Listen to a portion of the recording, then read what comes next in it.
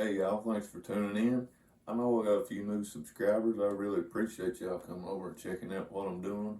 Very grateful for y'all following along. And in this episode, we're going to be taking this knife right here and making this knife right here. This is all primitive construction. No modern tools used on this build. It's an all abo, all primitive build. I've made everything you see here. I made the point, I made the glue, I made the wrap, I made the compound handle. And really the only tool I used was this knife, which I also built, but when I built this, I used a couple modern tools on its construction. This is all abo build. It's a really cool video. And I hope y'all hang in there. I know it's a little bit longer video, but it's kind of a how-to. And as a kind of like a reward, I got a piece out of my collection here for the end to show y'all what an actual artifact looks like. The actual knife is about 8,500 years old, the blade out of it. So stay tuned, make sure y'all check out the end, and we're also going to put this thing through some field trials and make sure it's a functional knife and not just something cool to look at. So hope y'all stay tuned, check it out. If you like what you see, like, follow, subscribe for the next one. Enjoy. So originally for this video, I was going to try and make another knife like this and use an antler for a handle. But since I've already got me a good knife made and I really want to try this thing out, I decided against using antler because it would be so much harder for me to cut antler with this knife, and I don't know that it will even hold up to that kind of abuse. Antler's very hard material, especially to try to cut with a piece of stone.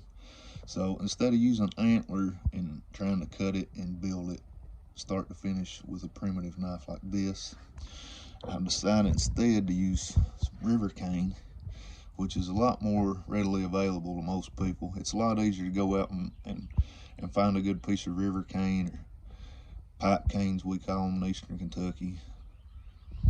It's a lot easier to do that, to find one of those, than to go out and find one of these or kill a buck just to harvest the antlers from it to get a antler for a knife handle. So I'm actually going to use this piece of cane.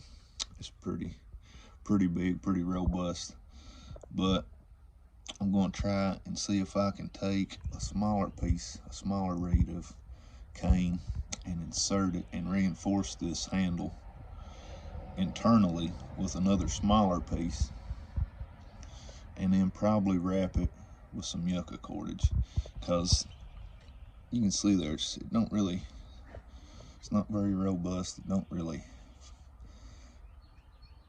have a lot of mass to it, and it don't really fit real well in the hand. So I'll take something and wrap it, try to make a little better handle for it.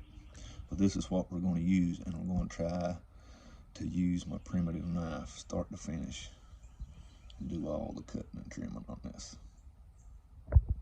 So obviously if we're going to make a knife, we're going to have a blade. And here's a few that I already had pre-made, just because I knew that this was something I was going to be getting into. And a little piece of Georgetown, I thought about using that. I think it'd make a better spear though, so I'll probably save it for later. Obsidian, kind of put some weird notches in it. I just wanted to try something different on the hafting though. Thought about using it. I think I'll save it for later. Piece of dacite, pretty decent one, good serration, but kind of hinged it a little on this side. I almost used it. Big glass one, man, it's nice, and I just can't stand to put it on an old piece of river cane. I'll save that for a big antler. It'll be a nice one. I'll trim that off and probably put a little indenture in the base and hafting. It'll look like that kind of, but save that one. So I decided on this little piece of keel cook. It's obviously been made for a knife. You see the way I laid the blade and serrated it. And it's made to be hafted in a stem type hafting. So what I'll do is I'll get my river cane reed to the size where it will accept this stem, and that'll be my blade right there. Started here, I'm just gonna go over the knife that I'm gonna be using as my little utility tool today. And I whipped this together yesterday. The stone blade is a piece of Fort Payne shirt, a tabular piece that I found in a creek in Russell County, Kentucky. And flint knapped down, abo flint knapped. I only use stone and antler on that. And any flint knapping y'all see me doing, I'll be doing primitive. I don't use any modern stuff. But anyway, it's a piece of Fort Payne shirt that I heat treated in a fire pit. And I put a couple little crazy notches in it over here, and I kind of wish I wouldn't have done that now. It kind of created some difficulties when I went to hafting it. You can't see the inside, but it's kind of got an auriculate base so that it fits down onto this kind of like that. Like the point kind of has feet, and then the center of my handle comes up into a high place. But pine pitch glue that I made myself. I know I posted a video about making it and burnt some up, but I actually made some the other day. This is pine pitch glue that I made. It's glued in there. There's sinew under it. Then I went over the sinew. There you might be able to see some right next to the point. The camera will focus. But I went back over the sinew with pine pitch glue to waterproof it. That way if it gets wet while I'm out using it, my sinew's not gonna come unwrapped or back off. And then just the base of a whitetail deer antler. I took a metal rasp and kind of hand filed it down. I didn't make this one all elbow, all primitive like I'm gonna be making this one today. I did use a hacksaw, I did use a metal file, and I did use some sandpaper. But again, it's my first knife build.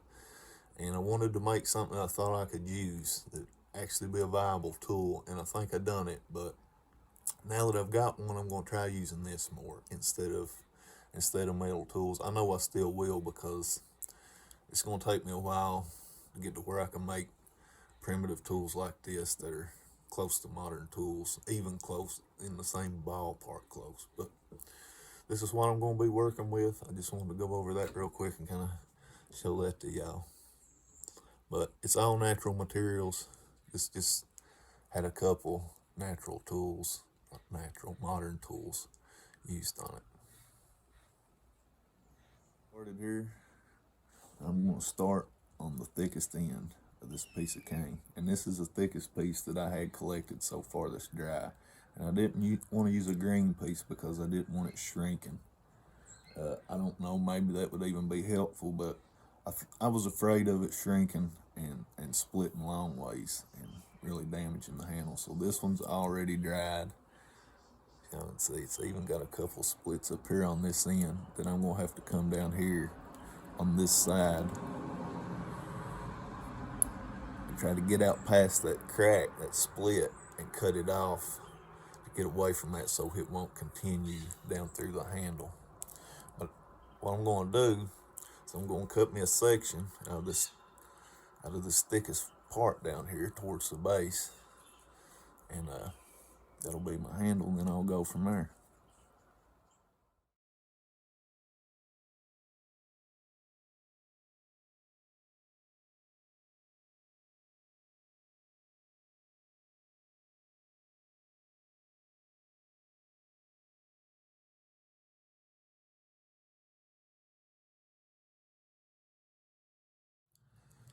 So I just wanted to take a break from the time lapse there and show y'all the progress I made in about, I don't know, 7 or 8 minutes or something. But getting there. The hardest part is keeping a straight line. You can kind of see right there, it kind of wobbled on me a little bit, but it's cutting, it's holding together so far. So let's see if I can go ahead and get this thing cut in two without breaking my knife.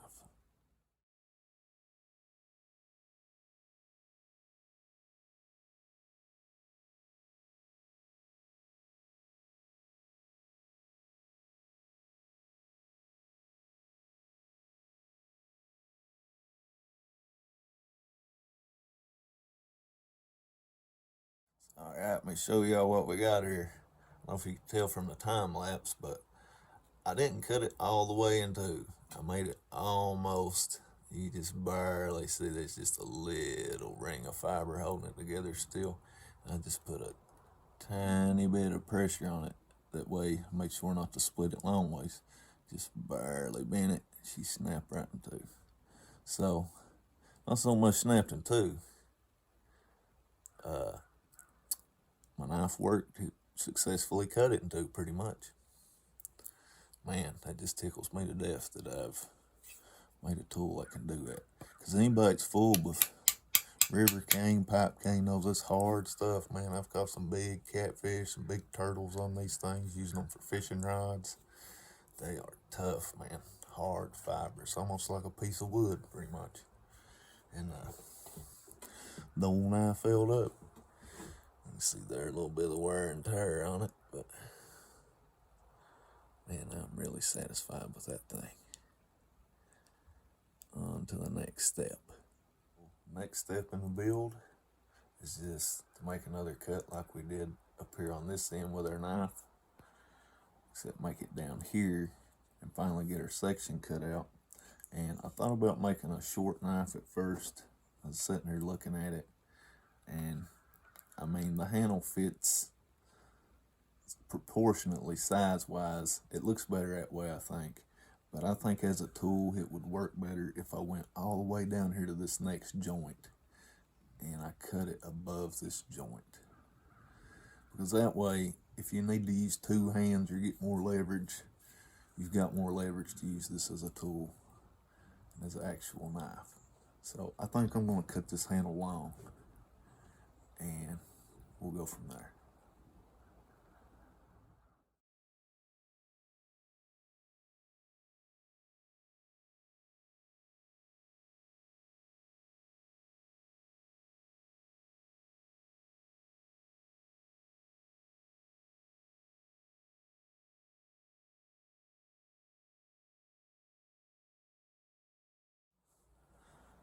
So I have successfully cut both ends of this seasoned river cane.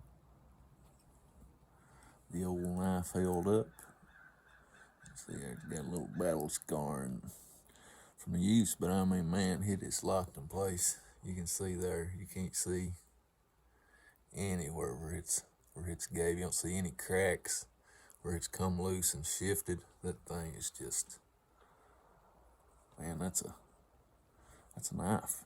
As Crocodile Dundee would say. I'm really proud of that. Really glad it held up. It's kind of making me nervous because I was really putting some weight on that cane, sawing with it. I mean, this ain't like using a piece of steel. And I'll tell you, if any of y'all try this, the hardest part to me about sawing through this cane is getting your cut started.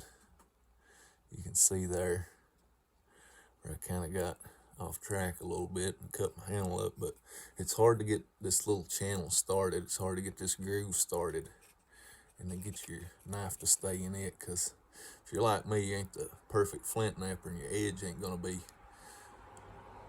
perfect just like a steel knife edge. So, but anyways, we got it. There's your handle all cut out. Speed on where we're at progress wise. Kind of got all the components laid out here. Going to be using the rest of the way through the build. Here's your handle we sawed out, and a while ago I took and sawed off another little joint, a river cane here, and it's gonna go inside our main handle. Put some pine pitch glue on it first, but it's gonna reinforce it, make it a little heavier, and of course our knife blade, our little Keokuk cherry blade. It's pine pitch glue gonna be using to glue and adhere and waterproof everything. Yucca cordage, and I'm going to use this around the handle as a wrap, pretty tight like that, get like that. But I'm going to glue this handle and wrap it, and it's going to give me a lot more grip with this knife, and I can already feel it, man. It makes a big difference just right there. feels out better in your hand. It gives you something to hold on to instead of, you know, something so thin just like that pipe cane. But that's going to go around the handle, and then I might even leave a little bit hanging off of the end and glue it somehow, sinew it somehow to the base. That way I can have a lanyard for this knife, because what good's a outdoorsy survival knife if you got to hold on to it in your hand all the time, right? So probably make a lanyard for it too. So that's where we're at, and get started with the rest of it. What I try to do now is just take and heat up this pine pitch glue I made the other day. I got a little candle burning here I'm going to use and try and heat it with. And once I get it heated up and it's a little tacky and easy to work with, smear it on the smaller piece of river cane, insert it into the big piece, and that'll be our compound handle. Also, it's important too that when you're trying to glue stuff like this together, just like anybody that's ever fooled with gluing together plumbing pipes or anything like that, it's always best to heat up what you're joining or adhering together too. So not only am I going to be heating up the glue and getting it kind of liquidy, I'm gonna heat up what I'm going to be gluing to also.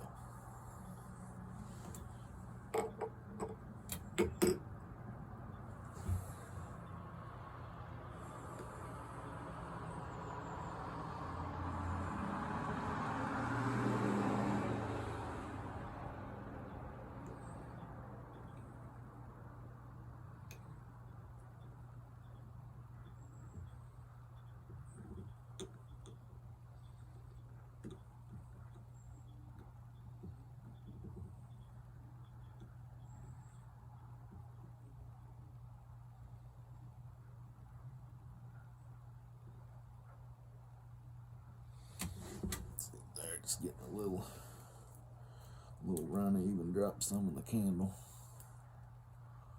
Smear it here and there. It ain't gotta be perfect.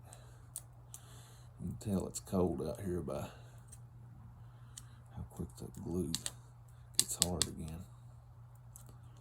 Cold air. I'm gonna heat this up one more time. Take my glue stick away from the heat. Heat this up just a little bit, and then I'm gonna insert it into our main handle.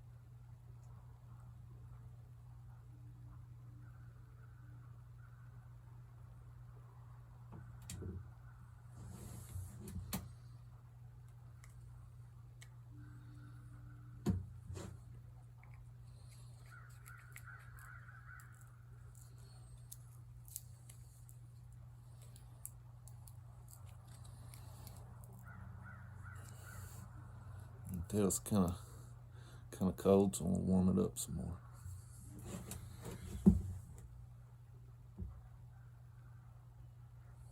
And one thing you don't want to do with this cane is force it, because what's going to happen is it's going to split.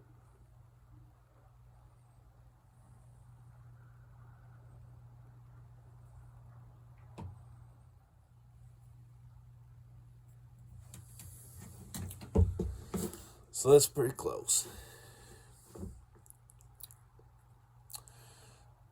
This inner reed stops about right here. I don't know if the camera can see that, but I'd like to get it a little farther, and I might tinker with it a little bit and try to get it just like a 1/2 inch more, but I'm kind of afraid of it splitting out. But that's what we got right now. You already feel it. It's a little heavier, and that's what I'm wanting. Trying to give it a little more weight and a little more support. I might try and heat it, push it up there just a little bit more. So I went ahead and took this rascal inside by the gas stove and warmed it up a lot more efficiently. And you can see there, got it up a little further in the handle. Glued the joint and sealed it, waterproofed it tight with the glue. So there we are. I might go inside for the rest of the glue melting and all that, just because it's cold out here and the candle just ain't hardly cutting it. So, but there's your handle. On to the next step. Alright, so next we gotta get this blade set into that hole in our handle. And we're either gonna do that by taking a primitive knife and carving out this holler that already exists and expanding it, or taking a deer antler and flaking some more of this stone off of here, or maybe even the combination of both. But now that we've got our compound handle built, that's the next step.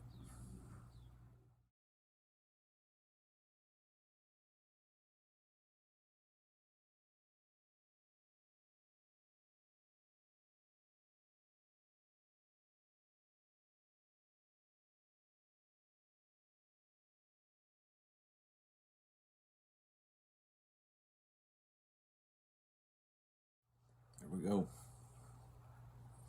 Finally got that rascal in there.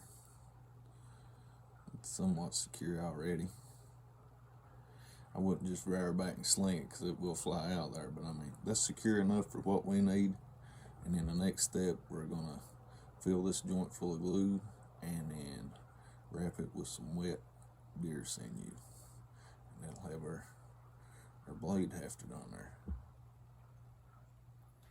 So next, I'm going to take this yucca cordage that I made,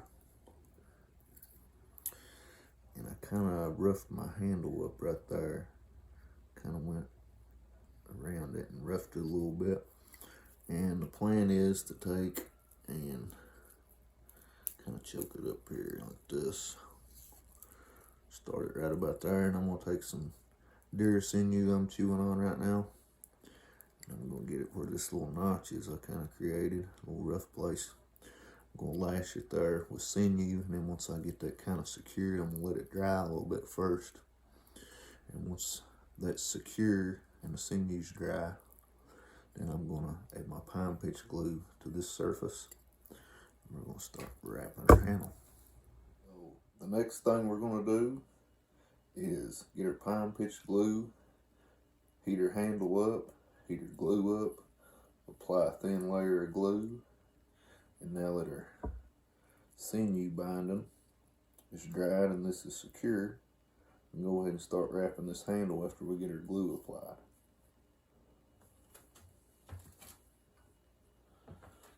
Here's the glue I'm going to be using. Like I mentioned earlier, this is some that I made myself.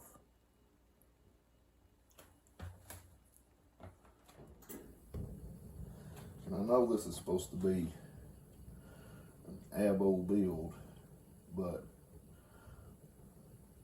it's a whole big thing to build a fire outside just to melt some pine glue. So I'm opting for the gas heater.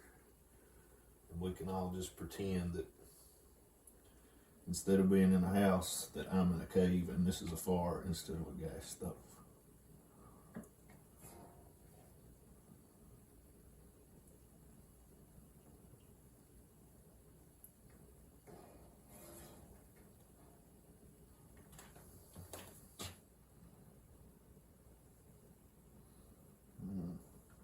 Still needs to warm up just a little bit.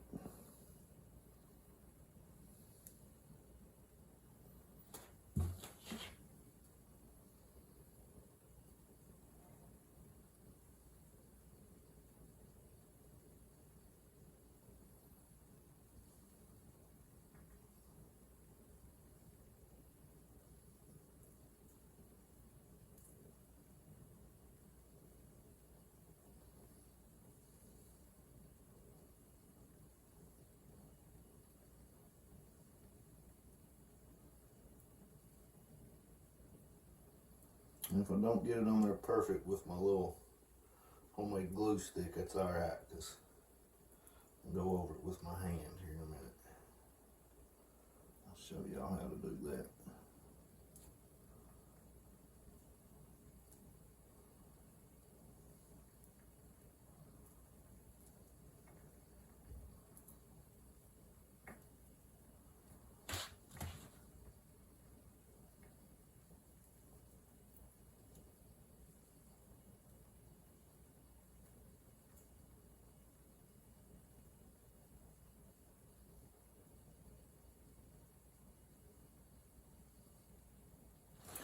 Make sure I put a good amount on there, because I don't want to be looking back and saying, "Man, I wish I wouldn't have been so stingy with the glue." I'm going to put plenty on there. Now I'm just going to let it heat up a little more here over the stove. Then once it starts heating up and getting a little runny, I'll lick my fingers. Or you can dip your fingers in water, whatever you prefer. I'm just going to lick mine, and I'm going to start working this stuff. Kind of like that.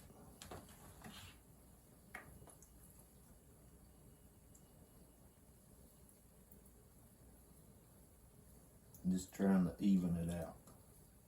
That's really all I'm doing. And once it's evened out, I'll kind of heat it again, and then we'll start wrapping our cordage.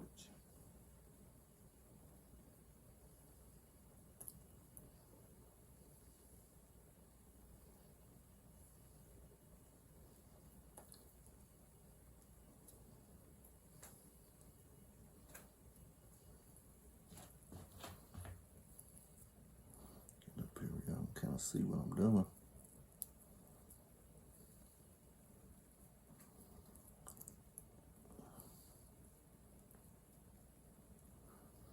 Get it all the way up against my binding there too, and if it covers it up a little bit, that's okay. It's probably better actually, because this stuff, not only is it a glue, it's a water sealer also. So it'll keep whatever sinew we put on this. If we put a little layer of glue over the sinew, like right here, put some glue over that. That way, if we was out in the weather and we got caught in the rain and this was to get wet, that it'll waterproof that sinew, because when sinew gets wet, it gets loose, and as it dries, it tightens.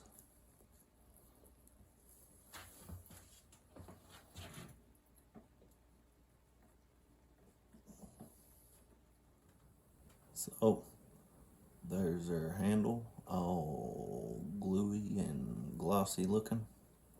It's not completely covered, but I mean, that's good enough to, our fibrous cordage should really hang on there and adhere well. So heat it up one more time over the stove, and I'm gonna start wrapping. Started back here, and I just wanted to show this to y'all. This is some deer sinew that I've been chewing on, rehydrating, bending the fibers, getting them back workable again. As you can see, this was dry. I've chewed on it and chewed on it till I got it back like this. But it's important to have this stuff. I'm going to set this piece to the side, because when I get down here to the end of my wrap, I'm going to use this to wrap it and put a little knot in it to secure my cordage wrapping. But I just wanted to show it to y'all, and we'll set that off to the side real quick for now. But what we're going to do now is some heat going again. Let's get this glue heated up on this handle here. Get all that heated up and start wrapping this thing. Shouldn't be nothing to it, hopefully.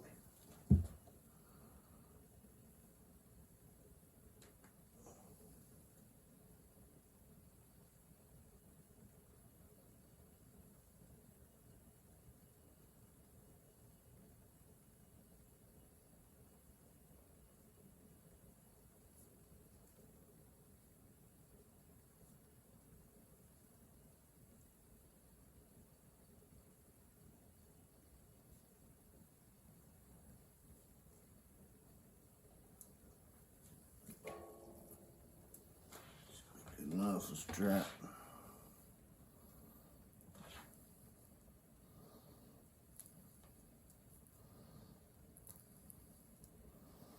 You ain't gotta get no crazy hurry, because if the glue starts cooling down, all we gotta do is reheat it. I'm not only telling y'all that, I'm also telling myself that, because I'm bad to get in a hurry doing stuff like this.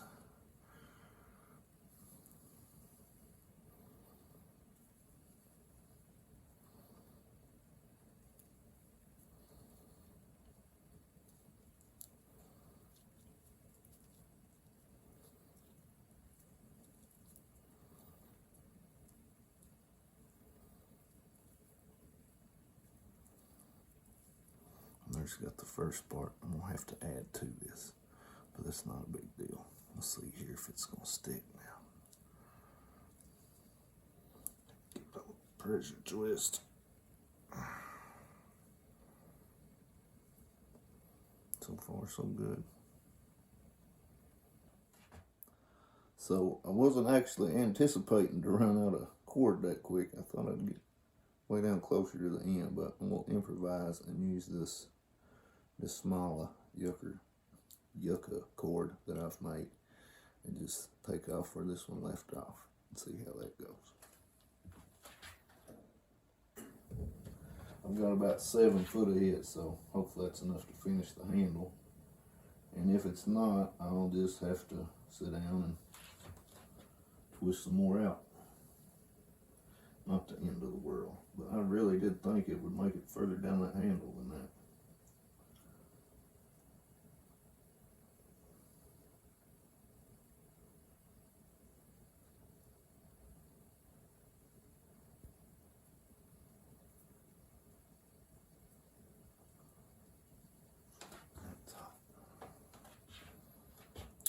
Take off right here where I left off. Kind of tied over my tag in there.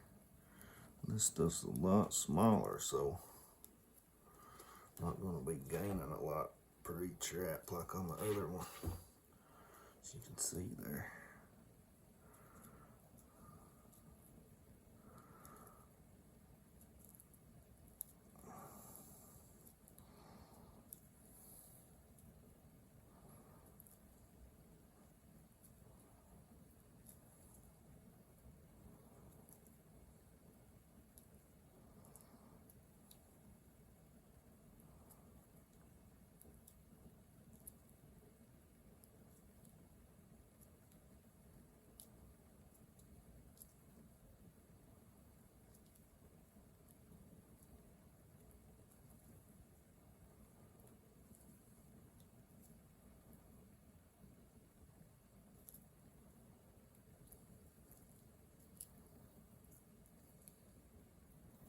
Seems like this stuff is really sticking well. It's surprising me how well it's hanging on there.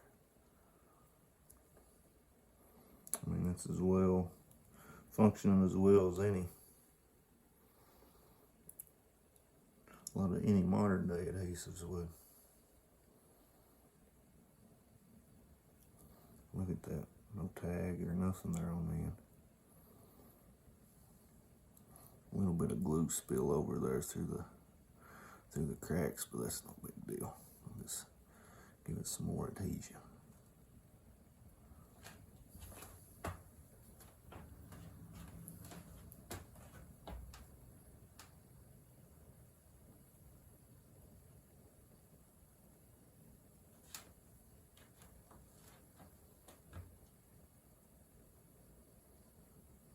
See there, got the heat to it.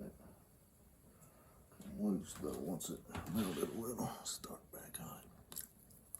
Right there.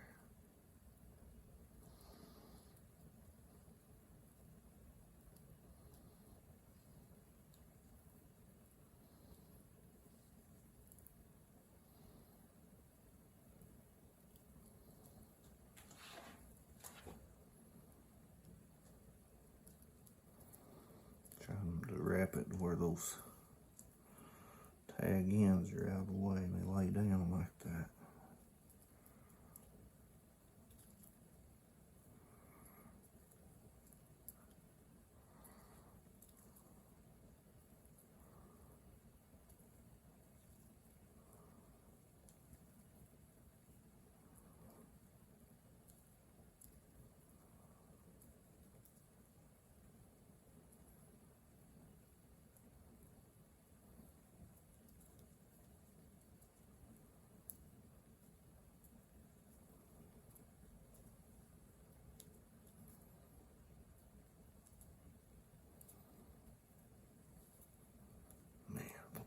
again.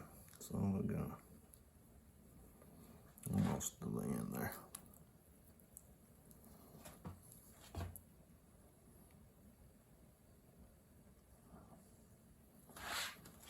Feels a lot better though. Up here's where a point's gonna be. Feels a lot better. That's where we're at so far. Eating up a lot of cordage. I didn't really expect that, but it's alright, we'll go with it. I decided I'm gonna do something a little different because I still want to put a lanyard on this thing. I've already got this braided dry piece of yucca. So what I'm gonna do is I'm gonna put these tag ends on the handle. I backed all this cordage off. I got it hot and backed it off. I'm gonna put these tag ends around it, and I'm gonna wrap the cordage around it.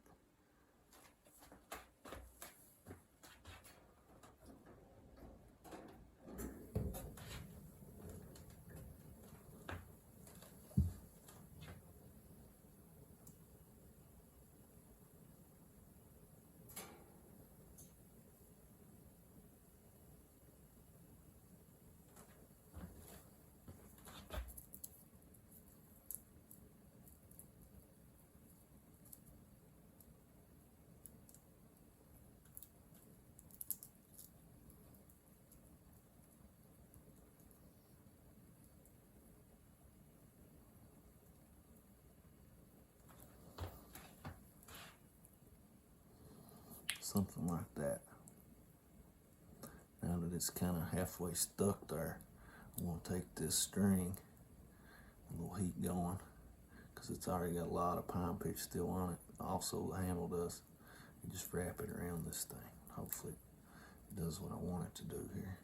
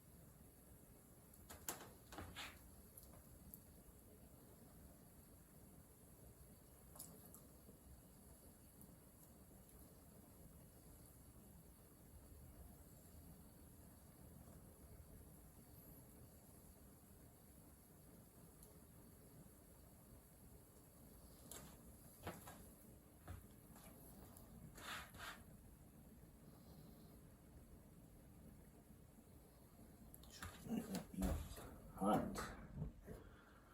Burning up. So there's that.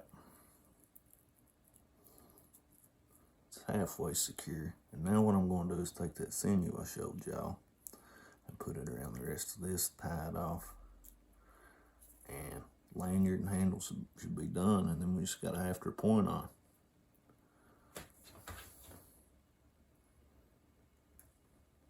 Sinew, see there, I got another piece in my mouth. Ready. Just gonna leave a little bit of a tag in the tie there later. Start wrapping it.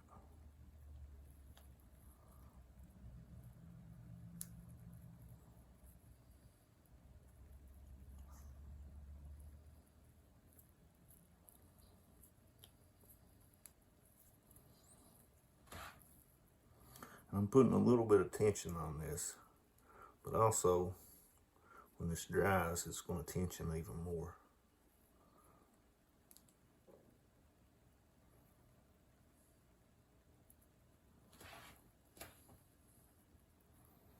I'm going to start off right over top of that one. A new piece.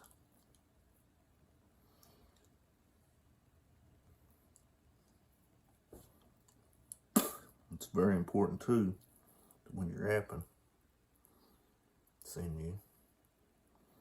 Get you wrap it all the same direction.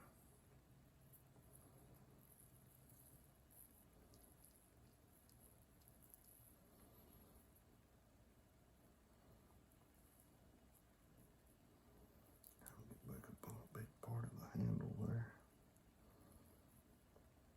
See, it keeps slipping off that transition area. It's okay though.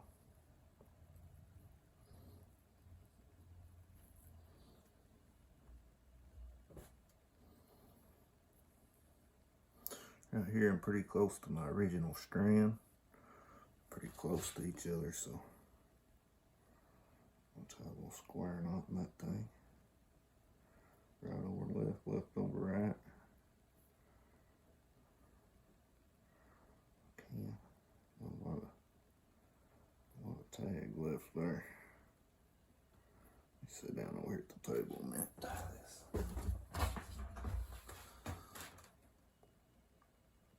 And there we go.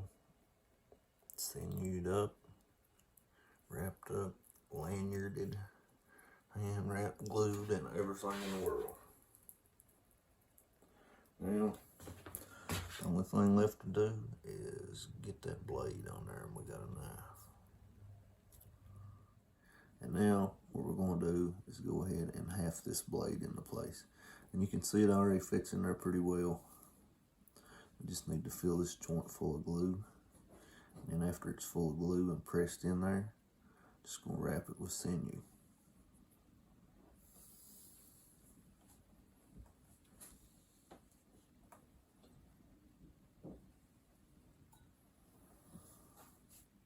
There. Some more pine pitch here. Get it heated up by the stove. And we're going to fill all this void, not plumb full, but we're going to get a good amount in there, and then cram our point down on top of that.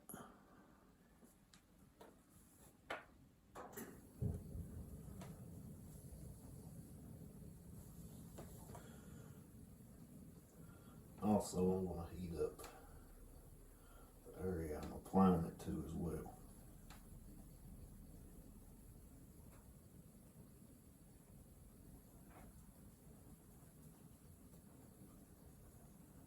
Get it warm before I get to glue too warm.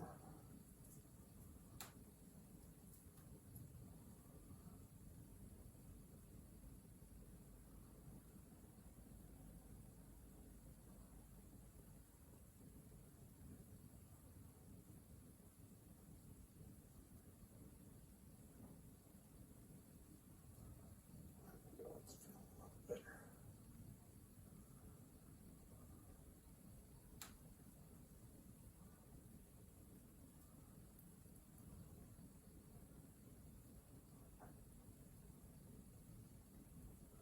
And watch this stuff. If it gets hot, it can get away from you in a hurry.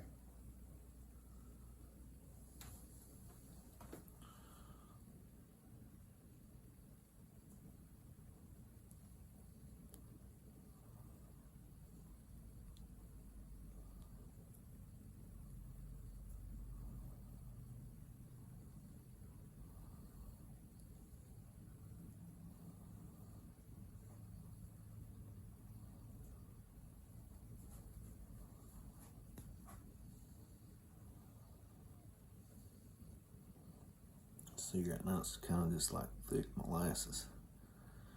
So just, as my great granny would say, that drips just a hair.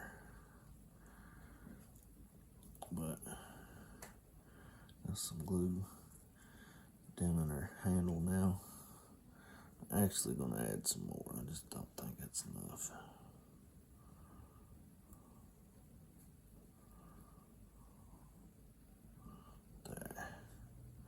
There, have too much than not enough, because if it's too much, we can always kind of scrape at it with our fingers and get it back off there. I'm going to heat it up, heat the handle up, heat the point up, the base of her point, and pressure down in there. See what happens.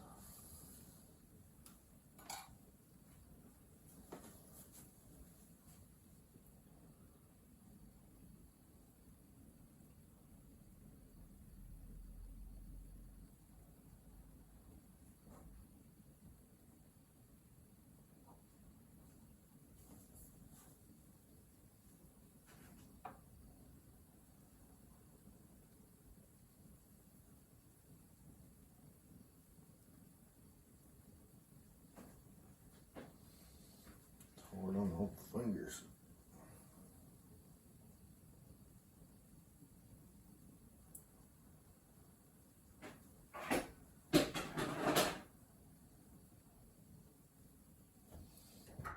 Turn it down.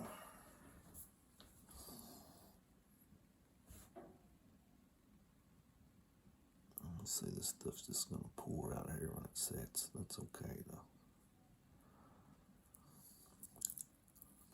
Lick my fingers a little bit down the side.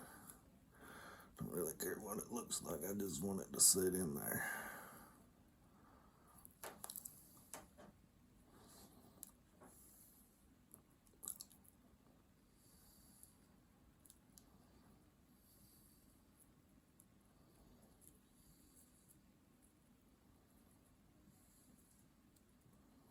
All the excess, I'm just gonna, before I do that, I still like to let it sit. There. Look, that's about as far as that's gonna go.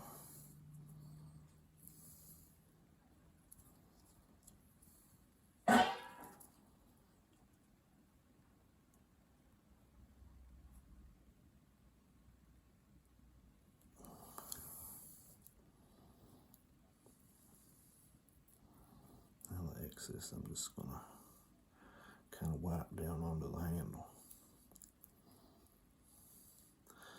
instead of taking it off, because that'll serve a purpose later after I wrap this with sinew, and the sinew tightens and squeezes through this glue.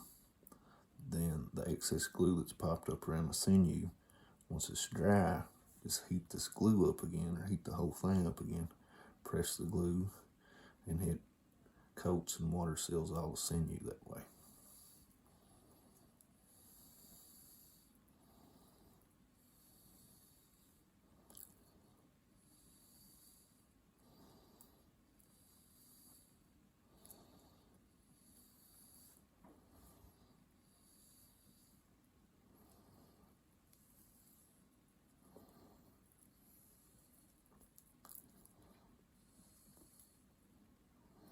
But that's basically it for the glue portion. I like the way it looks. Satisfied so far. I just hope it sets in there, because I am going to put this thing under some pressure and test it out once everything sets up and gets dry. But looks good, feels halfway stable for now. Next one, we'll sinew wrap it, and that'll make it even more stable.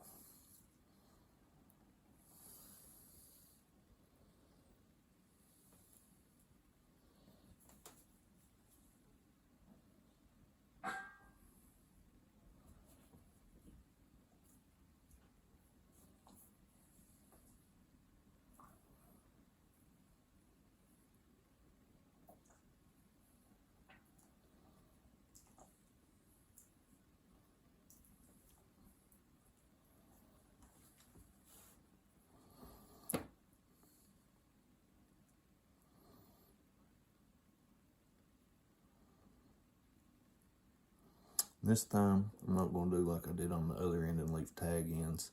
I'm just going to wrap this solid on itself.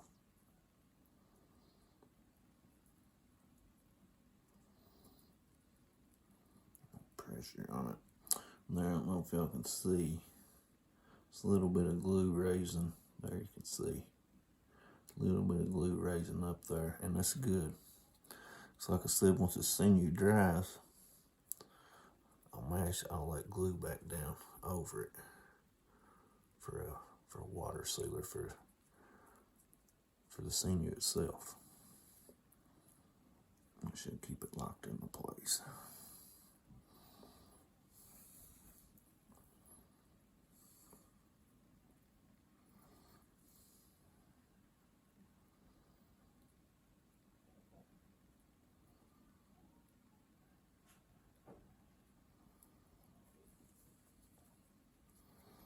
Kind of apply a little pressure as I go.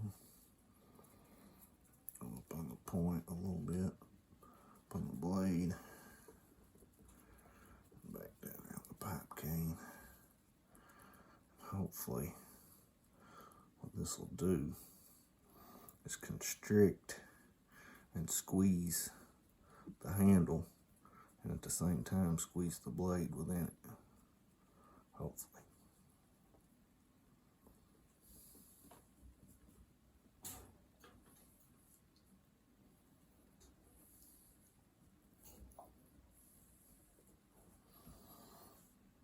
I think I'll use one more piece. Should about cover it.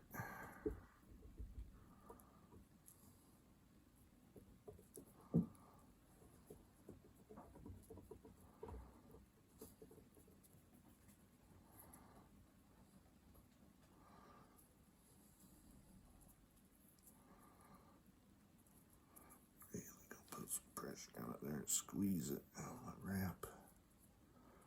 I'm saying hopefully that'll constrict their point in there better. Play, but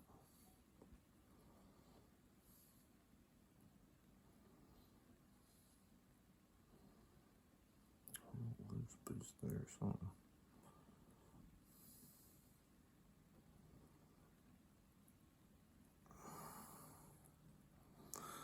There, that's pretty much it. I know it don't look real pretty, but after the sinew dries and tightens up, then I'll mash the rest of the glue down over that. And we'll pretty much have a finished knife then. That's it. Pretty much done now. Shouldn't have to do anything else to this knife. It's complete. I've let it set overnight and let all the sinew set up, the blade set in, everything locked into place. And once the sinew dried, I went ahead and put some of the pine pitch glue over all the sinew wraps. Well, both, not all, there's only two. But it's glued up, it's waterproofed. And kind of tells a little dull looking. It ain't really, kind of see a little shine in there. But I dulled it, just threw some ashes on there to get rid of a lot of this shine, because anybody knows you out hunting or whatever, you don't want to be carrying something that's shining like a mirror, attracting a lot of visual attention. So just dulled it with some ashes, give it a little bit more of a primitive look and a little bit more of a utility feel. But there it is. Primitive knife. So if y'all still hanging in there with me and watching, don't cut it off just yet, because I'm going to take and put this thing through some trials real quick, and we're going to make sure it holds up and make sure that we've made a knife, an actual tool, and not just something to look at.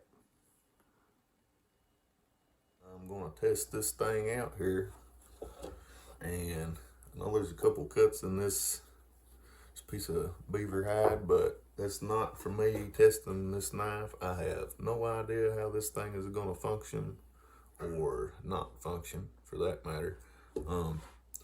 This is a piece I'd use for a hand pad for flint knapping, and you can see it's just kind of wore out. I've ripped it up with little pieces of obsidian and shirt and stuff, and it's just had to lick. I can't really use this because it's danger of me pushing a flake through it and into my hand. So I've decided to do this for my test piece.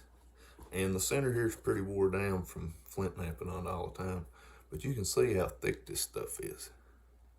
Man, beaver hide is thick. For y'all that don't know, that's what I do all my flint knapping on. I don't use any kind of leather or sheepskin or anything like that, just old beaver hide. But this is what I'm going to test it out on. I'm going to do a little cut test, and I might even try a puncture test, judging by how confident I am in my knife. So I'm going to try and saw through some of this thickest bit here, and we'll see how it goes.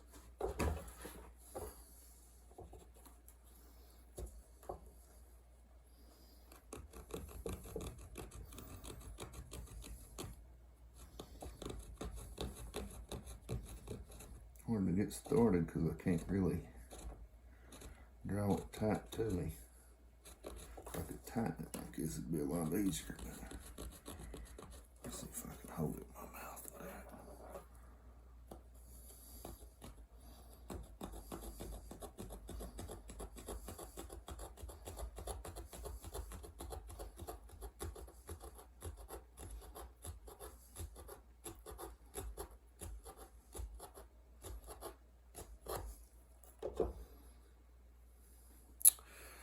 mean, slowly but surely, it's working. Like I said, man, this is tough stuff. We're pretty much cutting through leather, and this is not just rawhide. This has been tanned and treated and all that. So, I mean, it's really tough.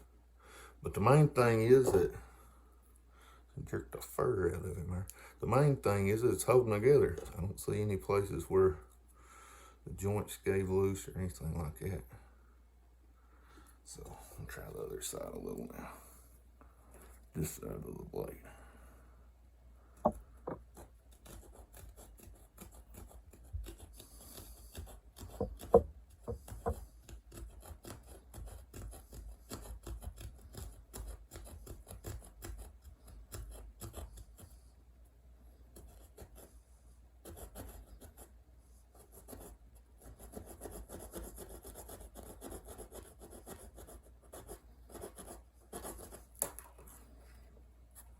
I mean, it's doing a little damage. I know y'all see me cutting towards myself and like, man, that guy's a fool, but yeah, using the knife enough to know to keep it away from my fingers. But I mean, it's holding up. That's all I'm worried about. I ain't trying to really cut this piece plumb in two. I just wanted to see how it'd hold up. And it seems like it's doing pretty good.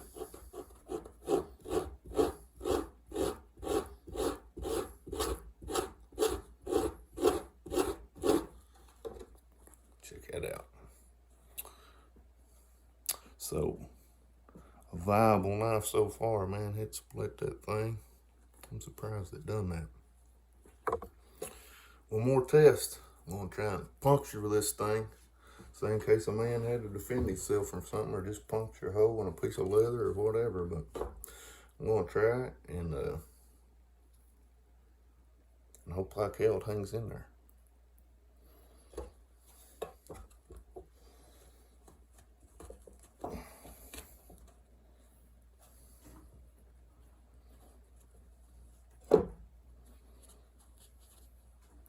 There we go. Punched it. So there's the knife. Still in place. Everything's looking good, feeling good. Made a knife. I mean, that's complete. All elbow, all primitive knife. It's my first one. My first all primitive, all elbow knife. I'm really pleased with this. And I know it's been a long journey, a long video for y'all watching. I appreciate y'all that's hung in there and watched it all the way to the end up to this point. But man, I'm just really pleased with how this come out. Really pleased with how it went through the test.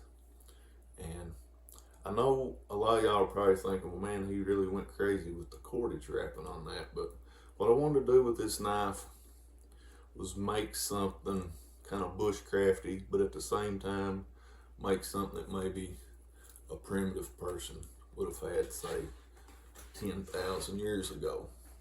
And so the cordage kind of plays into that. Like I said earlier, when I was planning this out there on the porch, what good's a knife without you got a lanyard or a scabbard for it? So instead of building a scabbard, I just put a simple lanyard on it.